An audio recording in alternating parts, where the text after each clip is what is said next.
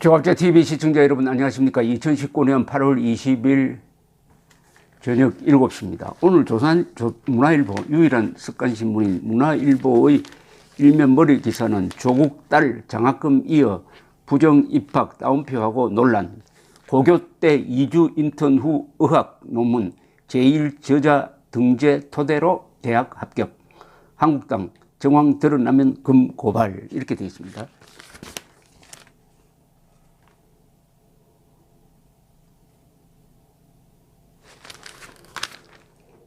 여기 대해서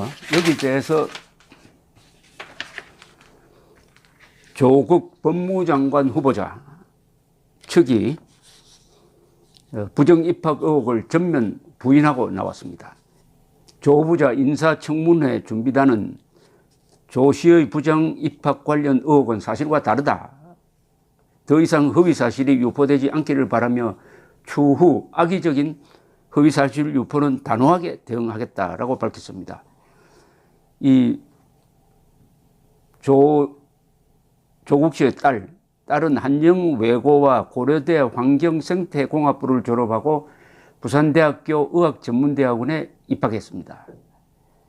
이 딸이 갑자기 언론에 등장한 것은 의학전문대학원에 다니면서 장학금을 1,200만 원을 6학기 내리 받았는데 유급을 2차례 했다.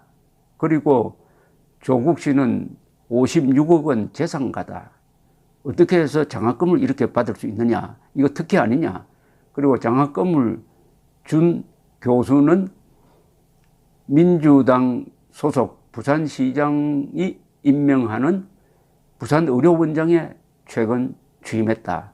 이것이 관계가 있는 것 아니냐 하는 이런 의혹 제기에서 딸이 언론에 이번 주 초부터 갑자기 등장했던 것입니다. 자, 인사청문회 준비단의 해명은 이렇습니다. 2007학년도 한영외고 입학과 관련해 가지고 이 딸이 한영외고에 들어갔는데 당시 입시 전형에는 외국 거주 사실만으로 정원 외에 입학할 수 있는 입시 전형은 없었다. 중학교 교과 성적, 영어 논술 말하기, 면접의 실기 시험을 거쳐 합격했다. 정상적으로 시험을 쳐서 합격했다는 겁니다. 조국 씨 딸이. 그리고 2010학년도 고려대 생명과학대학 입시가 지금 논란이 되고 있습니다. 입시는 세계 선도 인재 전형으로 합격한 것이라고 밝혔습니다. 준비단은 과학영재 전형으로 합격했다는 것은 사실이 아니다. 과학영재 전형은 학교 생활기록부, 수상실적, 수학 또는 과학 분야 실적, 연구활동 내역, 자기소개서 등을 제출된 모든 서류를 종합하여 평가하지만은 세계 선도 인재 전형에는 그런 평가 방법이 없다. 이 전형은 1단계에서 의학 40%, 학생 생활 기록부 60%를 평가한 뒤 2단계에서 1단계 성적과 면접 30%를 반영한다. 이렇게 이야기를 했습니다. 이렇게 설명하는 것은 말하자면은 고등학생이 어떻게 이 논문의 제1저자, 교수 아니면 박사가 쓸 수 있는 수준의 논문의 제1저자로 이름이 올라갈 수 있느냐. 이게 고려대학교 입시 때 유리하게 작용한 것 아니냐는 의혹 제기에 대한 반박으로 보입니다. 그런데 이 반박이 보면은 그러면은 논문 제1저자로 고등학생이 이름을 올렸다는 것이 이 입학 평가 과정에서 긍정적으로 작용했느냐 안 했느냐에 대한 확실한 해명은 아닙니다. 확실한 해명은 아니니까 이것은 계속 언론의 취재를 통해서 더 밝혀질 부분이라고 생각합니다. 그리고 이 인사청문회 준비단 법무부입니다. 청문단은 2015학년도 부산대 의전원 의료전문대학원이죠. 의학전문대학원이군요. 의학전문대학원, 이거 요새 한자를 안 쓰니까 참 암호입니다. 의전원 입학에 대해서는 당시 의학교육 입문검사 응시 성적은 지원 자격의 공통사항으로서 의학교육 입문검사 성적표를 제출했다. 입학 제출 서류의 연구 업적 및 경력은 원서 접수 마감일 기준 최근 5년 이내의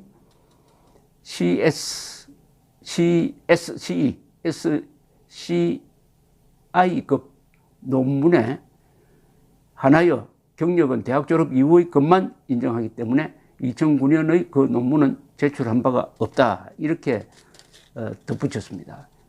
이 딸은 고교 재학 중이던 2008년 충남 천안시의 당국대 의대연구소에서 2주간 인턴을 한 뒤 대한병리학회에 출산 전후 허혈성 저산소 뇌병증에서 혈관 내피 산화질소 합성 효소 유전자의 다향성이라는 영어 논문을 제출했고 이듬해 이 논문의 제1저자로 등재되었습니다. 의대 교수와 박사과정 대학원생이 공동저자로 참여한 논문에 17살이었던 조 씨가 2주간 인턴으로 참여한 뒤 제1저자로 이름을 올려 입시를 위한 논문 아니냐는 의혹이 제기된 데 대한 해명인데, 이 해명을 읽어봐도 아직 확신이 들지 않습니다. 이 논문하고 입시 사정과의 관련성이 전혀 없는 것인지, 간접적으로 있는 것인지, 직접 있는 것인지 잘 모르겠어요. 이것은 그러니까 기자의 더 추적 취재가 필요한데, 앞으로 허위사실을 유포하면 단호하게 대응하겠다고 하는 것은 이게 누구를 향해서 이렇게 하는 건지, 그러면 뭐 이 정도에서 덮자고 하는 건죠. 그리고 조국 법무부 장관 후보의 딸이 자신에 대해 허위사실을 유포한 이들을 경찰에 고소를 했답니다. 이것도 법무부 인사청문회 준비단이 발표한 내용인데, 경찰청 사이버수사대에 허위사실을 유포한 사람들에 대해 고소를 했다고 알려왔답니다. 그 내용은 초호화 스포츠카 포르쉐를 타고 다닌다. 재산이 최소한 3억 5,500만 원이다. 공부를 못한다. 2번이나 유급을 당했다 등의 내용이 카카오톡 등 소셜미디어를 통해 유포되고 있고, 곽상도 자유한국당 의원도 조 후보자의 딸이 사모펀드에 5천만 원을 납입하고 포르쉐를 타고 다닌다는 말이 떠돈다고 주장하기도 했는데, 구체적으로 어느 것이 사실이 아니다라고 밝혀주면 좋겠는데 허위사실을 유포했다 이렇게 되어 있으니까,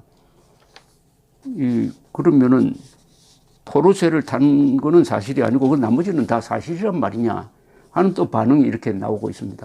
이것도 이런 식으로 해명을 하면 안 되고, 그동안 언론에 보도됐던 것 중에서 사실 아닌 것을 쭉 적어가지고 이게 사실이 아니다라고 공개를 한 다음에 앞으로 계속 이거 사실이 아닌 걸 가지고 계속 보도를 하면은 그때는 고소 또는 고발하겠다라고 말하는 게, 이게 공인이 해야 될 일입니다. 공인은 충분한 설명을 할 의무가 있습니다.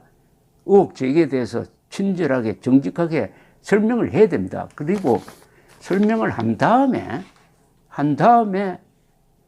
그래도 계속 거짓 보도를 하고 거짓말을 퍼뜨리면 그때 대응하는 게 맞지. 그런 설명을 제대로 하지도 않고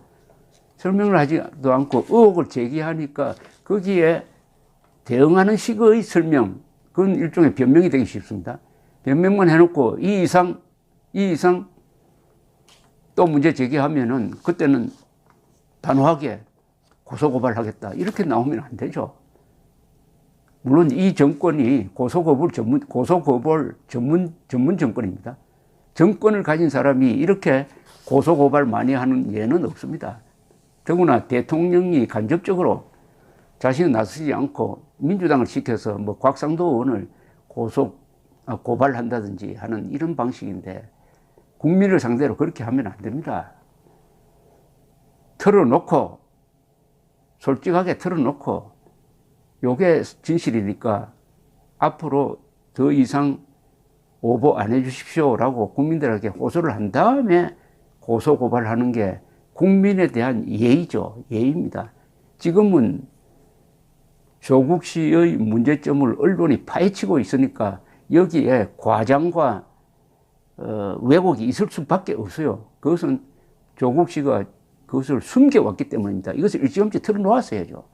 숨겨왔기 때문에 자연히 파헤치는 과정에서 그러나 그것이 의미가 있는 게 이렇게 의혹을 제기하니까 이렇게 해명을 하지 않습니까? 그리고 중간에서 국민들은 그 공방전을 통해서 조국 씨에 대해서 검증을 하는 겁니다. 이 사람이 법무장관으로 자격이 있느냐? 그런데 단호하게 고소하겠다? 그건 벌써 짚고 들어가는 겁니다. 공직자가 국민을 그런 식으로 겁주면 안 됩니다. 주의해야 합니다. 주권자는 국민입니다. 국민의 알 권리가 있어요. 더구나 법무장관 되려고 하는 사람에 대해서는 상세하게 거의 발가벗겼다시피 사사치 알 권리가 있다는 것을 헌법을 읽어보고 주지하시기 바랍니다. 감사합니다.